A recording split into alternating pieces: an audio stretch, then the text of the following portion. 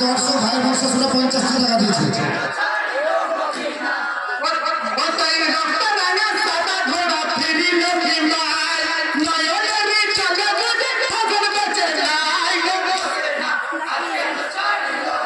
আপনার তুমি তোমার দল নিয়ে চলে এসো।